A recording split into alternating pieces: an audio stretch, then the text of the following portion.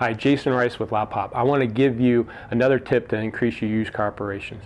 Do you ever have one of those months or weeks where your used car sales is just stale and you don't know why things are slowing down? Your pricing is the same, photos, descriptions are good, average investment's the same, but yet no one's coming in. And sometimes that's just the market. And what we do with used car departments with our dealerships is we track what we call the tune-up report from Auto Trader. Each week, every Tuesday, you should get a tune-up report from Auto Trader if you subscribe to them.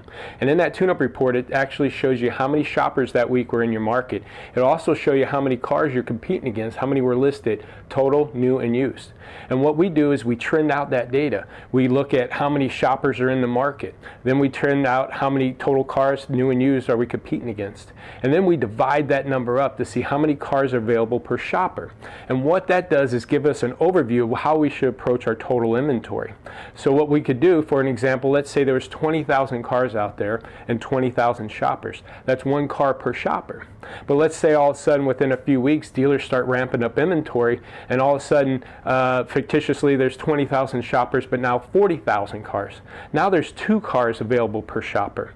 It becomes a buyer's market. I'm going to have to get more aggressive. My cars are going to get drowned out. My SRPs are going down. Even though everything else is the same, the market's just not there as it used to be. So there's no way I could price my cars now on average as I did a month or 2 ago when there's less cars available per shopper. So if you start tracking or trending those out, that might give you some insight on how to start maybe grinding down your pricing to start turning your inventory faster.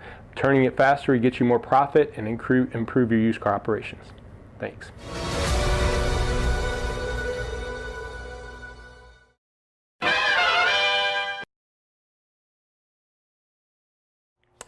Hey, Jason Rice again from LotParty. What I want to go over this week's tip is there's this black hole I've noticed in pricing, and here's what I mean by that. I push a lot of dealerships to flat pricing. I want a car to price at 20 grand and not $19,995. But irregardless, most of this, what I'm going to show you is charts derivative off that flat pricing strategy. So this black hole that I'm talking about, I've seen it a lot in high dollar, high volume vehicles. Let's say Jeep Wranglers, trucks, Sierras, F-150s that are 35, 40 grand. And what happens is, and I'm going to show you a few graphs, but I'm going to give you the theory first.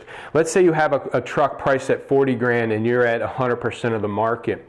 Let's say then somebody goes and does a search for a truck 30 to 40 grand. And there's 8 pages on autotraderofcars.com in trucks. Well, it's high to low. They search high to low. The default's high to low on these sites. So at 40 grand, you're at the top of that search. They see it. You get a ton of SRPs. You get a ton of exposures. The chart goes crazy. But they don't click on it possibly because it's priced at average market and it's at the top of their budget. Now what happens a few weeks later, you start dropping the price and dropping the price $500, $1,000, another $500, and you're dropping this price. And I've seen, again, 35 to 40 grand, I've seen us get these vehicles down to 37.5 and no one's paying attention to this truck. How do we take a truck and drop 2 grand to 2,500 off of it and all of a sudden it just disappears and no one even considers it and we're not getting traction on it? And what happens is, again, 35 to 40 grand, there's 8 pages. They'll go through page 1 and page 2 of those trucks, right? Again, they might not click it at 40 grand. Then they might flip it low to high, and they're going to go through page 1 and page 2. They're not really going to page 3 and 4. They're not going 4 or 5 pages deep on their search. So when I'm at 40 grand and I drop it and drop it, you'll see the searches just start dropping on that vehicle. All of a sudden, you're at 37.5, which is right in the middle, and that's that black hole. You're not at 35 and you're not at 40, and if there's 8 pages of these vehicles, they're not getting to page 4 and 5 to actually see your truck. So here's a couple examples. This even works on like 18 grand vehicles. This chart here, you're going to see we started at 20 grand. The yellow line is the price. The black line is a 5-day average of searches. So at 20 grand, you see that huge spike. And we dropped it to 19.5, we dropped it to 19, we dropped it to 18.5, and now it's at 18, and you start seeing that spike go back up. Okay, there's another example here of a truck. Now, what happened, we started out at 42.5. Remember, that's the middle of 45 and 40. So at 42.5, you can see that black line is very low. We went to 42, 41.5, 41, 40,005. It wasn't until 40 grand where we see this big spike. Now, dropping it back down again, you're going to 38, and as we're dropping and getting more aggressive, that goes back down again. So there's this black hole where if you get these popular price bands, 15 grand, 18 grand, 20 grand, 35, 40 grand, you're going to get the spikes, but if you have to discount it, all of a sudden it becomes this black hole. So it mostly has to do with high volume vehicles. Again, if it's a Bentley or BMW or one that's not that many out there, if they're looking for a specific vehicle and there's only 10, this theory don't work. But when there's a huge volume of this type of vehicle, somebody does a sedan search or a truck search and there's 8, 10 pages, and you go from, and they search 35 to 40 grand. If you're high priced at 40, you're not going to get a whole lot of activity, get a lot of searches, but no one's clicking on it or calling on you. But if you're priced at 40 grand and you're 90% of the market, that's when the thing sells. So it's almost like a stocking strategy.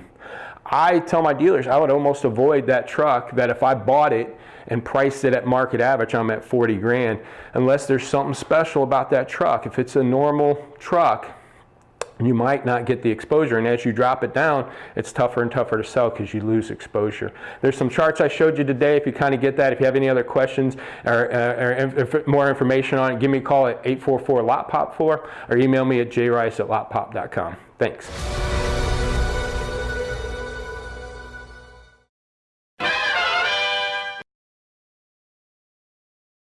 Hey, Jason Rice with LotPop, and I want to give you a quick inventory tip. And I see this way too often in dealerships, and what I call it is the Obama hope and change strategy on used car inventory. And what I mean by that is a lot of times we've got a new car deal, used car deal, and we're dealing with a trade-in, and we'll end up stepping up on that trade. Or we buy a car at the auction we step up on that maybe needs more recon than we anticipated. So we end up owning that car for way more than we anticipate. Then by the time we recon it and get it through our service department, we own that car to where it's very hard to price it to market average. So sometimes a lot of dealerships will, again, put that Obama strategy and price that car up in hopes that somebody might end up paying us too much for that car, or that actually the market might change and our car becomes more valuable. So again, the Obama hope and change strategy sometimes it is not going to be the best strategy on these type of inventory. The cars that you step up on and the cars that you're buried in are cars that you know are going to be problems more than likely all the way to the end. And those cars that aged on your lot, I bet you can point back from the very beginning and knew it was going to be an issue from day one. So the tip is just price those cars to the market, price those cars competitively even, just to get off them as soon as possible. Even if it means it's a $200 10-day-old deal, or if it's a $200 loser being 10 days old, just price that car, get off of it as soon as possible, and don't go for that hope and change, because again, it will just lead to age. You do that strategy, it'll help increase your turn, which ultimately will increase your overall gross for your dealership. Thanks.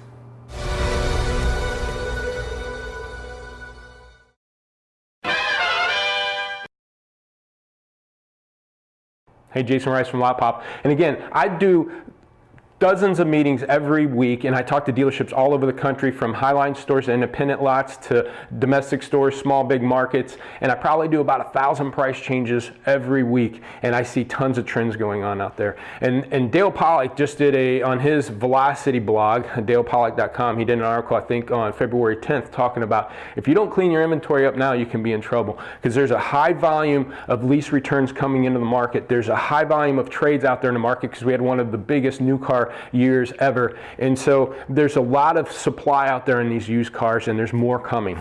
And as we see, I watch Auto Trader traffic. I'm going to show you a graph here. It's hard to see, but these peaks that you see throughout the season, January, February, March, you get a big peak of shoppers, and that's that tax season shopper. But April, May, June, July, it starts dropping down. July, August, you get a little bit of a peak, not as big as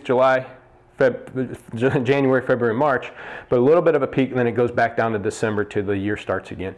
And based off all these predictions, 1, the economy, 2, it's always slower in election year, 3, the supply coming into the market, and then 4, the shopper count dropping off after March is over and going into April, where the tax season starts wrapping up. If you don't have your inventory clean by then, you're going to be hurting, I believe, going into this spring, and then going into hopefully that selling season and summer might help you clean up. But if I was you, if I was your dealer, I would start cleaning up that inventory now, because you don't want to have to start dumping cars come April, May, when everybody else might be doing it. So that's my quick tip. And again, if you have any questions or concerns, call me at 844-LOTPOP4 or email me at jrice@lotpop.com. Thanks.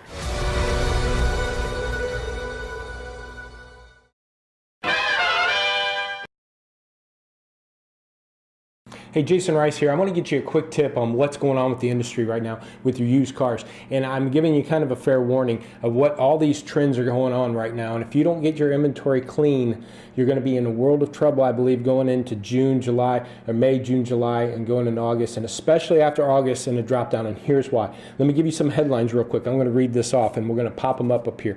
But here's one headline from March 16th, Auto Remarketing. Not since 1995 has this happened in used car prices. And basically what that was talking about was in 20 years, it was the first time in 20 years that our February wholesale values was lower than January. So usually we see a growth in January, February, and so forth. So 20 years, February's wholesale values was lower than January's. The second headline, March 23rd, Auto Remarketing again.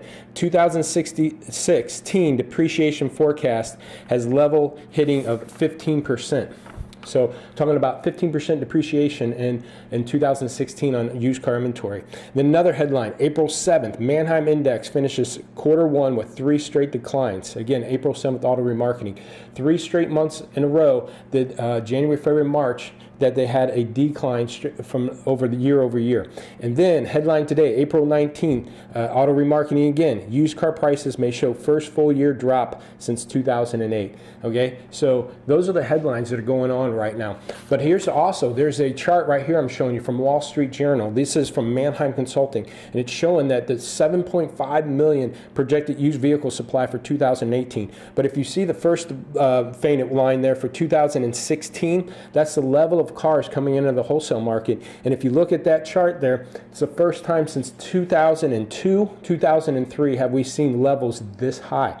So you're talking 13, 14 years ago. And this year is going to be a record, and then a tire record essentially, and then 17 and 18. So if you don't learn to get this inventory lean and clean, the benefit of this inventory level is good things. You're going to be able to get cars cheap, and the bad thing is there's so much inventory coming in. Not only that, you think the new car manufacturers are going to stop producing? They have record levels. They're going to keep pushing new cars out there, and the rebates and incentives are going to hit. So they're going to keep pushing new cars, and they're going to put some rebates and incentives to compete with this level of inventory that's going on. And then, top that all off, I'm going to show you this chart here. This is a 3-year trend going from April 3 years back, this year, all the way back to 2014. So all the way to the left, that arrow represents the April, May, June drop-off in shopper counts on Auto Trader in 2014. The middle one shows the April, May, June drop-off in 2015 in shopper counts. It doesn't pick back up on those until July, August, that summer selling season. July, August shopper count levels is not at the level of January, February, March at the very top or to the left. Those biggest peaks on those 3 years, January, February, March. So the very far right arrow is representing January, February, March, and April of this year. So it's a seasonal trend. January, February, March, inventory or shopper counts on Auto Trader really high. Drop off April, May, and June. Back up July, August. Then it goes straight down August to December. Back up in January, February, March. Back down to July, August, picks back up, and then back down again. So we're in that lull right now of April, May, and June. We're going to have less shopper counts. It might pick up in July and August. But again, this inventory level's coming in. Depreciation levels are going down. New cars are getting pushed into the market. So if you can get lean and clean with your inventory, you can be buying out there at lower wholesale values and be able to price competitively and make money on your cars. Get lean and clean on your used comfort. Oh, don't forget, I wanted to add too. Remember, November, December, it drops down up until January, February. Guess what's happening in November? It's election year. Every election year is a slowdown on sales because people are uncomfortable. They don't know where the economy is going, who's going to be in charge. So you throw an election year into all this mix, it's a whole other story. And coming by October, November, until that voting happens, people are going to be holding back a bit. So as these inventory levels are going up, as new cars are trying to push and clear out the model year clearance.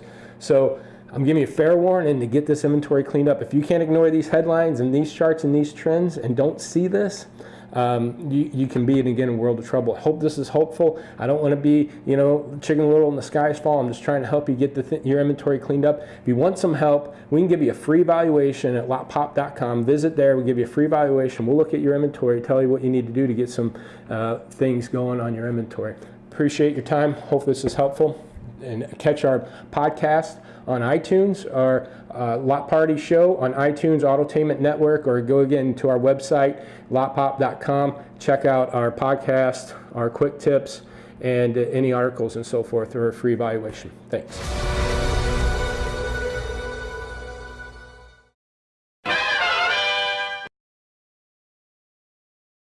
Hey, Jason Rice here with LotPop. I want to give you a quick tip on inventory management. You know, I was in a meeting called today, and we're wrestling with the car, and they didn't want to discount the car. It's 28 days old. They didn't want to drop the price, even though we've had it priced there for 3 weeks, 4 weeks almost, at this particular price at whatever 98% of the market. He didn't want to drop it anymore because he was already losing money on the car, or will be losing money if he dropped it.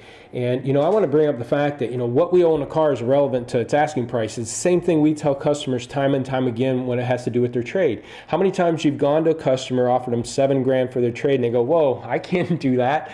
And you go, why? What's wrong with that? They say, well, shoot, I owe $10,000. I need $10,000 for my trade. And you say, well, hold on, folks. You know, what you owe on your car is irrelevant to what it's worth. If you owed zero, is your car worth zero? You know, it is what it is to the market. And we can present, you know, a wholesale or Kelly Blue Book and present that the car is worth $7,000. And sometimes we lose the deal. But we tell the customers that what we owe on that trade, or what they owe on it, is irrelevant to the market, or the trade value, or what they owe on their car is irrelevant to what the car is traded for. So same thing can be said on us. You know, I'm sorry if we're pricing a car, and I'm not talking about giving it away. Let's just say we take a car and we price it at $18,000. I ask dealerships every time. I've said, okay, if we've got a car and the market's $18,000 and you price it at $18,000, you're pricing it at 100% of market. Did you give the car away? And they say no. I'll ask them, what's the definition of giving a car away? Well, they'll say if I lose money on a car.